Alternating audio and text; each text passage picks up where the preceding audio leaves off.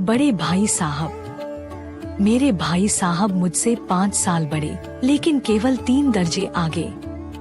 उन्होंने भी उसी उम्र में पढ़ना शुरू किया था जब मैंने शुरू किया था, लेकिन तालीम जैसे महत्व के मामले में वह जल्दबाजी से काम लेना पसंद न करते थे। इस भवन की बुनियाद खूब मजबूत डालना चाहते थे, जिस पर आलीशान महल बन सके। 1 साल का काम 2 साल में करते थे, कभी कभी 3 साल भी लग जाते थे। बुनियाद ही पुख्ता न हो तो मकान कैसे पायेदार बने। मैं छोटा था, वह बड़े थे। मेरी उम्र 9 साल की थी, वह 14 साल के थे। उन्हें मेरी तंबीह और निगरानी का पूरा और जन्मसिद्ध अधिकार था, और मेरी शालीनता इसी में थी कि उनके हुक्म को कानून समझूं।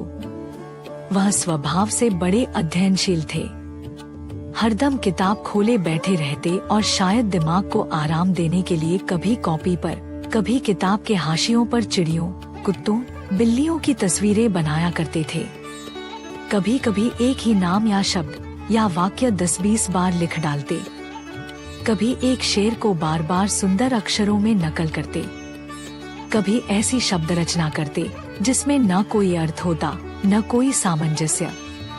मसलन एक बार उनकी कॉपी पर मैंने यह इबारत देखी, स्पेशल अमीना, भाइयों भाइयों, दरअसल भाई भाई, राधे श्याम, श्रीयुत राधे श्याम। 1 घंटे तक इसके बाद एक आदमी का चेहरा बना हुआ था। मैंने बहुत चेष्टा की कि इस पहेली का कोई अर्थ निकालूं, लेकिन असफल रहा और उनसे पूछने का साहस न हुआ।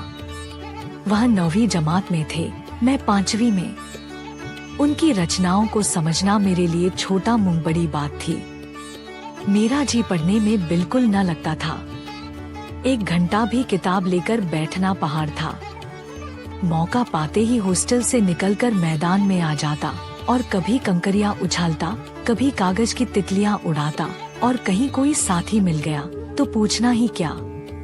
कभी 4 दीवारी पर चढ़कर नीचे कूद रहे हैं, कभी फाटक पर सवार उसे आगे पीछे चलाते हुए मोटरकार का आनंद उठा रहे हैं, लेकिन कमरे में आते ही भाई साहब का रौद्र रूप देखकर प्राण सूख जाते। उनका पहला सवाल होता, कहाँ थे? हमेशा यही सवाल इसी ध्वनि में पूछा जाता था, और इसका जवाब मेरे पास केवल मौन था। न जाने मुंह से यह बात क्यों न निकलती कि जरा बाहर खेल रहा था। मेरा मौन कह देता था कि मुझे अपना अपराध स्वीकार है और भाई साहब के लिए इसके सिवा और कोई इलाज न था कि स्नेह और रोष से मिले हुए शब्दों में मेरा सत्कार करें। इस तरह अंग्रेजी पढ़ोगे तो जिंदगी भर पढ़ते रहोगे और एक हर्फ न आएगा। अंग्रेजी पढ़ना कोई हंसी खेल नहीं है कि जो चाहे पढ़ ले। नहीं, ऐरा डैरा नत्थु खैरा सभी अंग्रेजी के विद्वान हो जाते। यहाँ रात दिन आंखें फोड़नी पड़ती हैं और खून जलाना पड़ता है, तब कहीं यह विद्या आती है। और आती क्या है, हाँ कहने को आ जाती है। बड़े बड़े विद्वान भी शुद्ध अंग्रेजी नहीं लिख सकते, बोलना तो दूर रहा। और मैं कहता हूँ, तुम कितने घोंघा हो कि मुझे देखकर भी सबक नहीं लेते।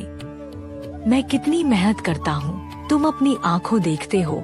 अगर नहीं देखते तो यह तुम्हारी आँखों का कसूर है, तुम्हारी बुद्धि का कसूर है।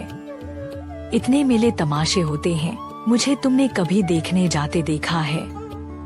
रोज ही क्रिकेट और हॉकी मैच होते हैं, मैं पास नहीं फटकता, हमेशा पढ़ता रहता हूँ। उस पर भी 1-1 दर्जे में 2-2, 3-3 साल पढ़ा रहता हूँ। फिर तुम कैसे आशा करते हो कि तुम यूँ खेल कूद में वक्त गवाकर पास हो जाओगे? मुझे तो 2 ही 3 साल लगते हैं, तुम उम्र भर इसी दर्जे में पड़े सड़ते रहोगे। अगर तुम्हें इस तरह उम्र गंवानी है तो बेहतर है घर चले जाओ और मजे से गुल्ली डंडा खेलो। दादा की गाढ़ी कमाई के रुपए क्यों बर्बाद करते हो? मैं यह लताड़ सुनकर आंसू बहाने लगता। जवाब ही क्या था? अपराध तो मैंने किया, लताड़ कौन सहे? भाई साहब उपदेश की कला में निपुण थे। ऐसी ऐसी लगती बातें कहते, ऐसे ऐसे सूक्तिबान चलाते कि मेरे जिगर के टुकड़े टुकड़े हो जाते और हिम्मत छूट जाती। इस तरह जान तोड़कर मेहनत करने की शक्ति मैं अपने में ना पाता था और उस निराशा में जरा देर के लिए मैं सोचने लगता, क्यों न घर चला जाऊं। जो काम मेरे बूते के बाहर है उसमें हाथ डालकर क्यों अपनी जिंदगी खराब करूं। मुझे अपना मूर्ख रहना मंजूर था, लेकिन उतनी मेहनत, मुझे तो चक्कर आ जाता था। लेकिन घंटे 2 घंटे बाद निराशा के बादल फट जाते और मैं इरादा करता कि आगे से खूब जी लगाकर पढ़ूंगा। चटपट एक टाइम टेबल बना डालता, बिना पहले से नक्शा बनाए, बिना कोई स्कीम तैयार किए काम कैसे शुरू करूं। टाइम टेबल में खेलकूद की मत बिल्कुल उड़ जाती। प्रातः काल 6 बजे उठना, मुंह हाथ धो, नाश्ता कर, पढ़ने बैठ जाना। 6 से 8 तक अंग्रेजी, 8 से 9 तक हिसाब, 9 से 9:30 तक इतिहास, फिर भोजन और स्कूल। 3:30 बजे स्कूल से वापस होकर आधा घंटा आराम, 4 से 5 तक भूगोल, 5 से 6 तक ग्रामर, आधा घंटा हॉस्टल के सामने ही टहलना, 6:30 से 7 तक अंग्रेजी कंपोजिशन, फिर भोजन करके 8 से 9 तक अनुवाद, 9 से 10 तक हिंदी, 10 से 11 तक विविध विषय, फिर विश्राम। मगर टाइम टेबल बना लेना एक बात है, उस पर अमल करना दूसरी बात। पहले ही दिन से उसकी अवहेलना शुरू हो जाती।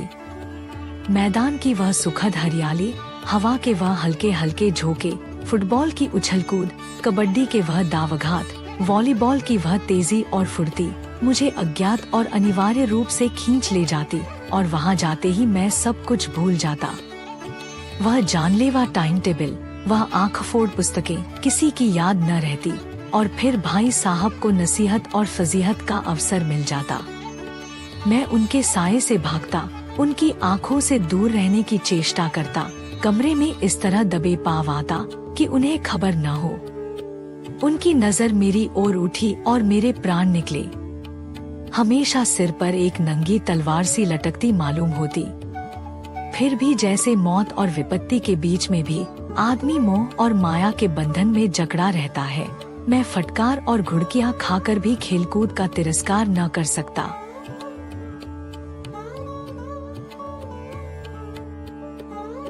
ऐसी ही मजेदार हिंदी कहानियाँ देखने के लिए हमारे चैनल को सब्सक्राइब करना न भूलें। कहानी पसंद आए तो लाइक करें और अपने दोस्तों के साथ शेयर करें।